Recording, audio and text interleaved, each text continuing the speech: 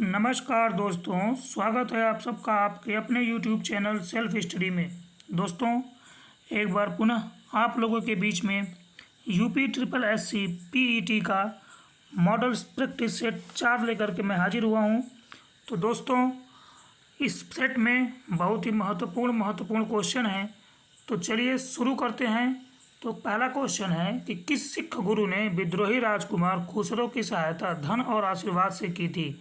Option है गुरु हरगोविंद ने, गुरु गोविंद सिंह ने, गुरु अर्जुन देव ने या गुरु तेग बहादुर ने। तो इसका सही आंसर हो जाएगा गुरु अर्जुन देव ने।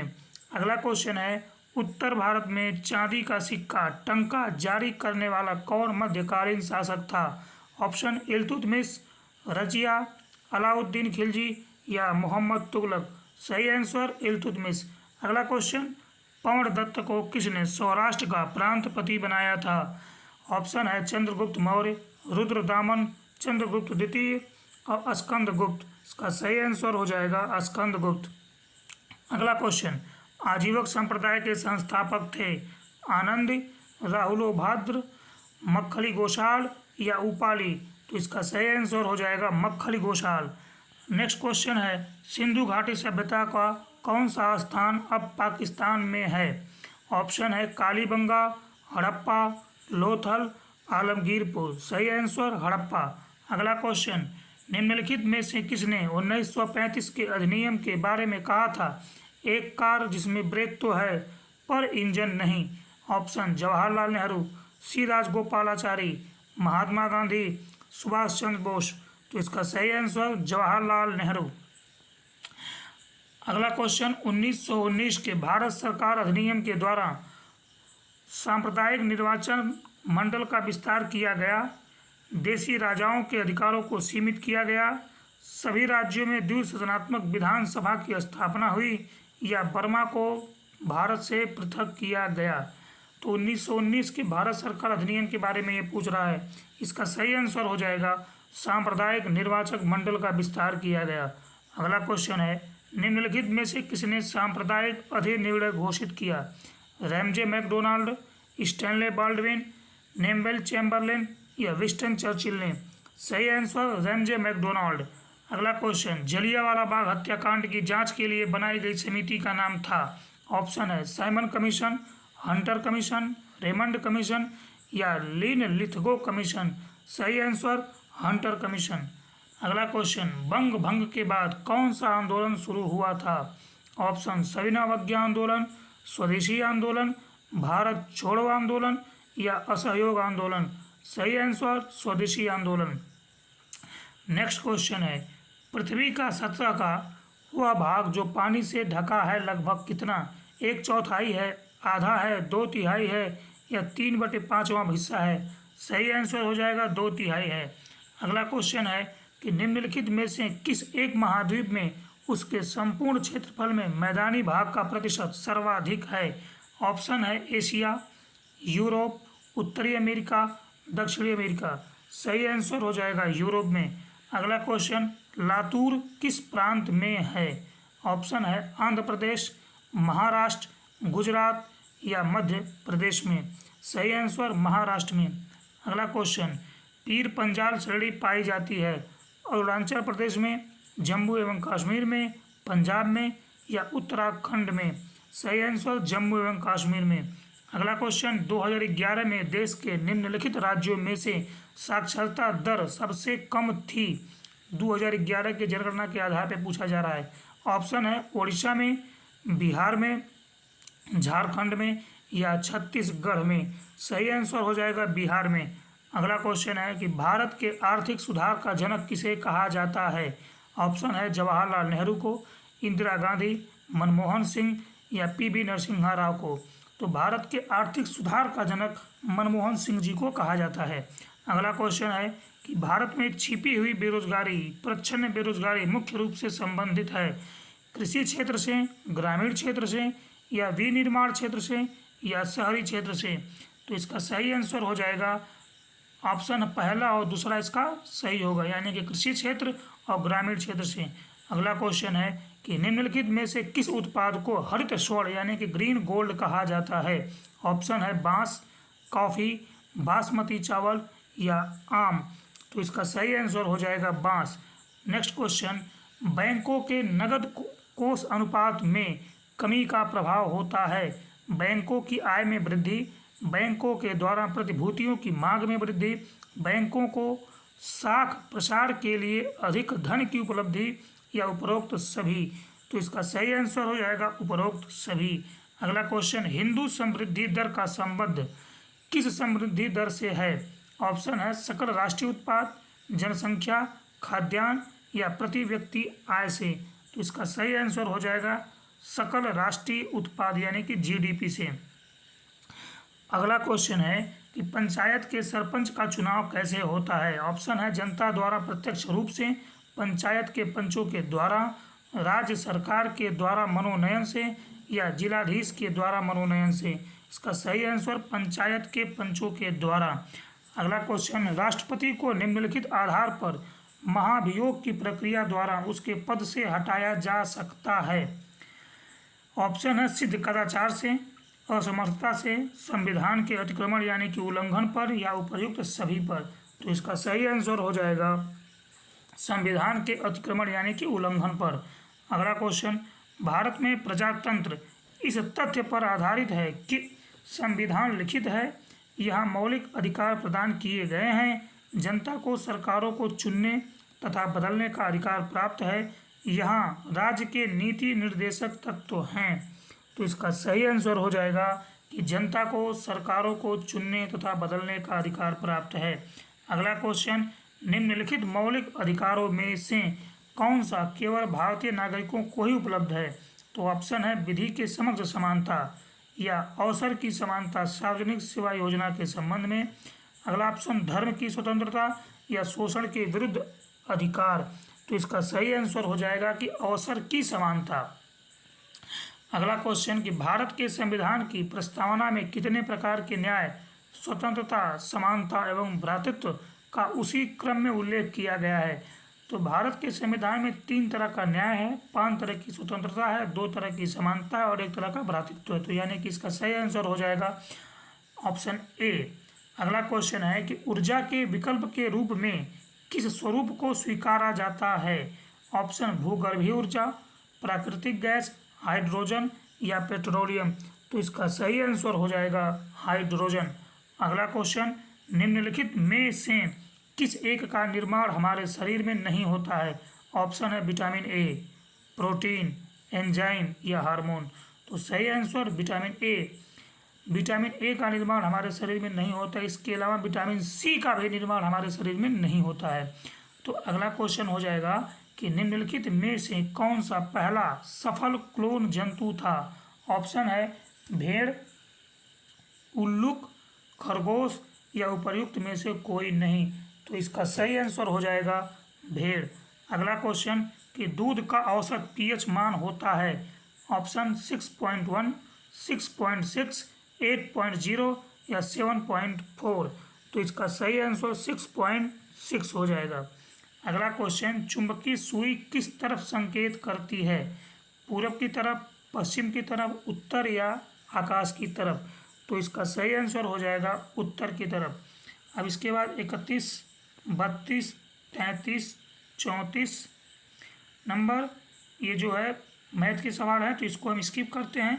अब पहुंचते हैं सीधे 51 नंबर पे। क्वेश्चन है कि the test of my life पुस्तक के लेखक कौन हैं? ऑप्शन है युवराज सिंह, सचिन तेंदुलकर, ब्रायन लारा, या एडम गिलक्रिस्ट? तो इसका सही आंसर हो जाएगा युवराज सिंह। अगला क्वेश्चन है कि निम्न में से कौन सा अंतर्राष्ट्रीय विकलांग दिवस के रूप में मनाया जाता है? कौन सा दिवस है जो अंतर्राष्ट्रीय विकलांग दिवस के रूप में मनाया जाता है? ऑप्शन दिया गया है 1 दिसंबर, 3 दिसंबर, 25 दिसंबर, या 31 दिसंबर? तो इसका सही आंसर हो जाएगा 3 दिसंबर को अंतर्राष्ट्रीय विकलांग दिवस के रूप में मनाया जाता है। अगला क्वेश्चन कि निम्न गैसों में से कौन सी ग्रीन हाउस गैस नहीं है? ऑप्शन है CO2, CH4, NO2, या O2? तो इसका सही आंसर हो जाएगा O2 यानी कि ऑक्सीजन, जो ग्रीन हाउस गैस नहीं है। अगला क्वेश्चन कि चिपको आंदोलन संबंधित है पादप संरक्षण से, बाघ परियोजना से, घड़ियाल परियोजना से, या पादप प्रजनन से? सही आंसर हो जाएगा पादप संरक्षण से। अगला क्वेश्चन, दक्षिण भारत का मैनचेस्टर है? ऑप्शन कोयम्बटूर, मदुराई, बेंगलुरु या चेन्नई। तो इसका सही आंसर हो जाएगा कोयम्बटूर, यानी कि दक्षिण भारत का मैनचेस्टर कोयम्बटूर को कहते हैं। अगला क्वेश्चन है कि दुनिया का सबसे छोटा देश नेपाल, वेटिकन सिटी, मालदीव या श्रीलंका। तो इसका सही आंसर हो जाएगा Vatican City. Next question, Shri Ramnath Kovind ji Bharat के राष्ट्रपति थे? है नहीं होगा, थे होगा, क्योंकि अब नए राष्ट्रपति का चुनाव कर लिया गया है जो कि द्रौपदी मुर्मू जी हैं। तो पूछ रहा है कि श्री रामनाथ कोविंद जी भारत के राष्ट्रपति हैं, तो आपको बताना होगा कि किस नंबर के राष्ट्रपति हैं, 16वें, 14वें, 12वें या 11वें। तो इसका सही आंसर हो जाएगा 14वें। तो अब आपको ये जान लेना होगा कि जो द्रौपदी मुर्मू जी हैं वह 15वें नंबर के राष्ट्रपति हैं। अगला क्वेश्चन है कि भारत में नवपाषाण काल गुफा चित्रकारी कहाँ मिलती है? भारत में नवपाषाण काल गुफा चित्रकारी कहाँ मिलती है? ऑप्शन है अजंता की गुफाएं, उदयगिरी, मेहरगढ़ या भीमबेटका। सही आंसर हो जाएगा भीमबेटका में।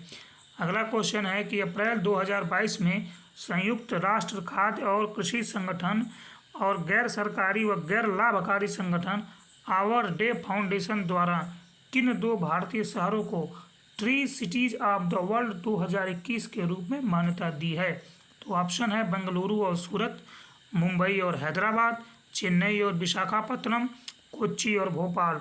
तो इसका सही आंसर हो जाएगा मुंबई और हैदराबाद। अगला क्वेश्चन है कि अप्रैल 2022 में दीमा हसाओ जिले में कई महापाषाण कालीन पत्थर के जार मिले हैं। दीमा हसाओ जिला किस राज्य से संबंधित है? ऑप्शन सिक्किम, उड़ीसा, कर्नाटक या असम। तो इसका सही आंसर हो जाएगा असम।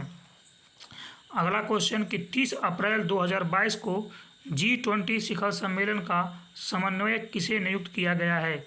ऑप्शन है सुमन के बेरी, हर्षवर्धन श्रृंगला, रेणु सिंह या KS ईश्वरप्पा।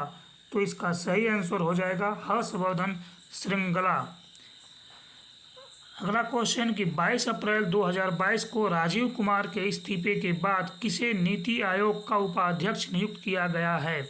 ऑप्शन है डॉक्टर सुमन के बेरी, अगला ऑप्शन हर्षवर्धन श्रृंगला, विजय संपला, अजय कुमार सूद। तो इसका सही आंसर हो जाएगा डॉक्टर सुमन के बेरी। अगला क्वेश्चन कि अप्रैल 2022 में 100% डिजिटल बस लॉन्च करने वाला भारत का पहला शहर कौन है? ऑप्शन बेंगलुरु, मुंबई, कोच्चि या हैदराबाद। सही आंसर मुंबई।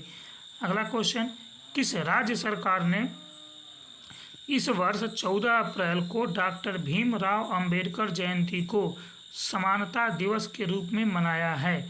ऑप्शन है तमिलनाडु, उत्तर प्रदेश, तेलंगाना या बिहार। तो इसका सही आंसर हो जाएगा तमिलनाडु ने। अगला क्वेश्चन, सूची 1 को सूची 2 से मिलान करने के लिए दिया गया है।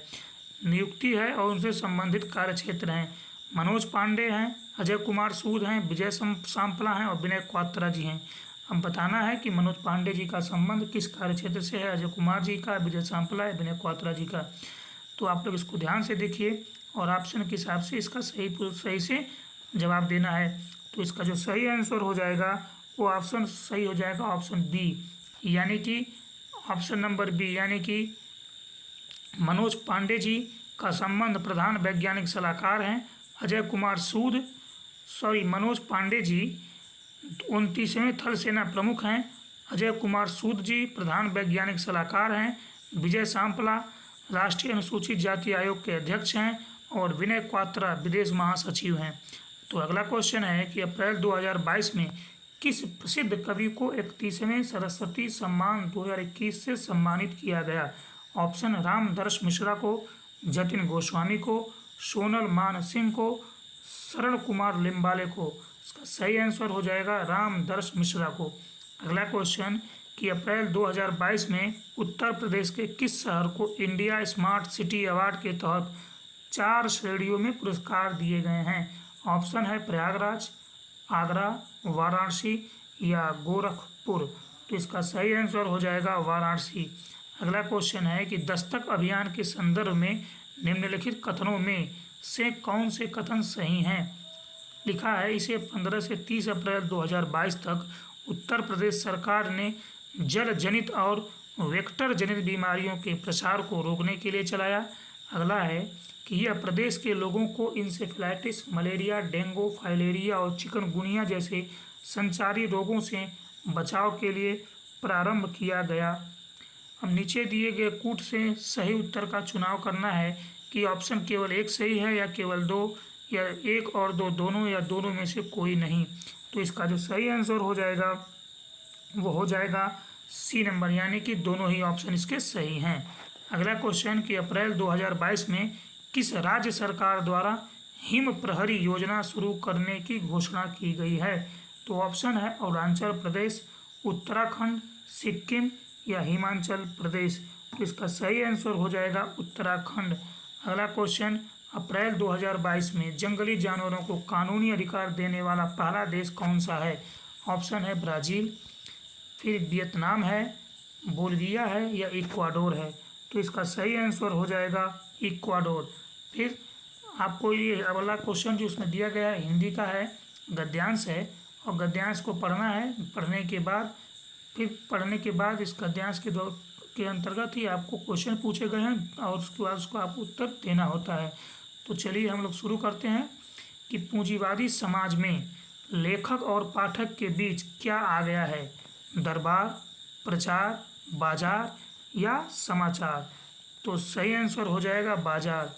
अगला क्वेश्चन कि पुराने समाज में कला की सुरक्षा का दायित्व किसका था? ऑप्शन है कलाकार, बाजार का, शासक का या समाज का। तो सही आंसर हो जाएगा समाज का। अगला क्वेश्चन, कला क्षेत्र का संकुचन का आशय है। ऑप्शन है कला का दायरा बढ़ना, कला का दायरा सीमित होना, कला का उन्नयन, कला का लोकप्रिय होना। तो इसका सही आंसर हो जाएगा कला का दायरा सीमित होना। अगला क्वेश्चन, अजनबीपन का आशय है, मतलब कि अजनबीपन का मतलब क्या होता है? एकाकीपन, अपनापन, सामुदायिकता या लोकप्रियता। तो इसका जो सही आंसर हो जाएगा वो हो जाएगा एकाकीपन। अगला क्वेश्चन, गद्यांश का सर्वाधिक उपयुक्त शीर्षक होगा। कला में पूंजीवाद, पूंजीवाद समाज में कला, दरबारी साहित्य या कला और कलाकार। तो इसका सही आंसर हो जाएगा कला में पूंजीवाद। एक बार पुनः आप लोगों को लिखा है कि निम्नलिखित गद्यांश को पढ़कर नीचे दिए गए प्रश्नों के उत्तर दीजिए, यानी कि गद्यांश को पढ़िए ध्यान से। पढ़ने के बाद जो प्रश्न पूछे गए हैं उसका आप लोगों को आंसर देना होगा। तो आप लोग वीडियो को पॉज करके गद्यांश को पढ़ लीजिएगा। पढ़ने के बाद फिर जो क्वेश्चन है उसके आंसर देना होगा। तो चलिए शुरू करते हैं। क्वेश्चन है कि ईर्ष्या का काम है रुलाना, हंसाना, जलाना या नचाना। तो इसका सही आंसर हो जाएगा जलाना। अगला क्वेश्चन, गद्यांश में प्रयुक्त ध्येय का क्या अर्थ है? ऑप्शन है लक्ष्य, इच्छा, आदर्श या मूल्य। तो इसका सही आंसर हो जाएगा लक्ष्य। अगला क्वेश्चन, गद्यांश में ईर्ष्यालु व्यक्तियों की प्रशंसा की गई है, खिल्ली उड़ाई गई है, स्तुति की गई है या उपासना की गई है। तो इसका सही आंसर हो जाएगा खिल्ली उड़ाई गई है। अगला क्वेश्चन है कि अपव्यय का क्या अर्थ होता है? ऑप्शन है खर्च, कम खर्च, अधिक खर्च या फिजूल खर्च। तो इसका सही आंसर हो जाएगा फिजूल खर्च। अगला क्वेश्चन है कि गद्यांश का उपयुक्त शीर्षक क्या होगा? ऑप्शन है ईर्ष्या, निंदा, ईर्ष्या से लाभ या अपव्यय। तो इसका जो सही आंसर हो जाएगा वह हो जाएगा ईर्ष्या। तो आज का जो प्रैक्टिस सेट था वो यहीं पे संपन्न होता है। अब आप लोगों को ये सेट कितना अच्छा लगा है आप लोग कमेंट बॉक्स में कमेंट करके ज़रूर बताइएगा। और अगर वीडियो आप लोगों को पसंद आया हो तो वीडियो को लाइक करिएगा और अपने दोस्तों के बीच में ज़्यादा से ज़्यादा इसे शेयर करिएगा, ताकि आपके दोस्त भी इस सेट का लाभ उठा सकें और वो भी कंपटीशन को अच्छे ढंग से दे सकें। बाकी अगला वीडियो आप लोगों के बीच जल्द ही प्रस्तुत किया जाएगा। तब तक के लिए जय हिंद।